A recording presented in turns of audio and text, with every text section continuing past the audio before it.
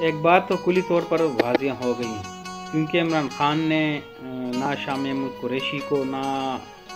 کسی دوسرے کو پی ٹی آئی کا صدر بنایا، بلکہ اس نے ایک ینگ لڑکا جو پختون ہے، پٹھان ہے ہماری طرح،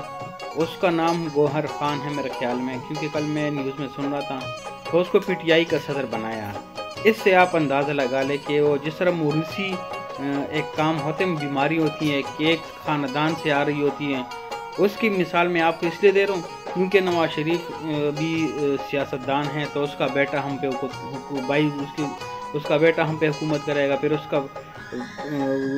جو آگے جو نسل اس کی جا رہی ہوتی ہے ہمارے اوپر وہ حکومت کریں گے۔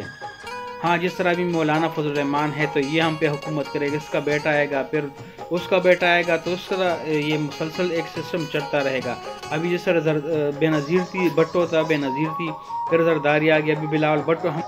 جس طرح بھٹو تھا، پھر بے نظیر، پھر زرداری ہو گیا، پھر بلاول بھٹو ہم لوگوں پہ حکومت کرے گا۔ تو یہ ایک قسم سے خاندانی سسٹم انہوں نے، عمران خان نے یہ واضح کر دیا سب کو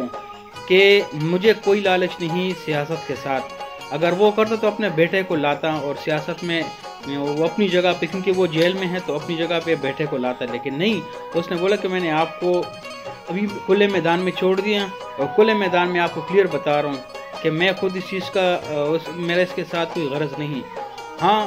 پی ٹی آئی کا بندہ ہوں، اور پی ٹی آئی بھی میں جیل میں ہوں تو اپنی جگہ پہ اپنی پارٹی کا جو صدر بنا رہا ہوں وہ کسی اور آزاد بندے کو بنا رہا ہوں۔ اس سے بات واضح ہو گئی کہ عمران خان، جس کو لوگ چور سمجھتے ہیں، وہ پاکستان میں ہیں،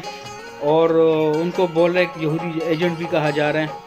کیونکہ وہ پاکستان میں ہیں۔ اور اس نے ایسا کام کر دیا جو ابھی تک ہسٹری میں کسی نے نہیں کیا، کہ اس نے اپنی خاندان کو کسی بندے کو نہیں لایا، اور اس نے کسی اور خاندان سے آزاد لڑکا اٹھایا اور اس کو پی ٹی آئی کا صدر بنا لیا۔ وہ عمران خان ویل ڈن، عمران خان بالکل حق سچ پہ ہیں، اور عمران خان جو ہے نا، اپنے خاندان میں اس نے کسی بندہ نہیں ہے۔ یہ آپ لوگوں کے لیے ایک مثال بنے گی، آپ لوگوں کے فیوچر میں پتہ چل جائے گا کہ حق اور سچ کون ہے اور کون نہیں۔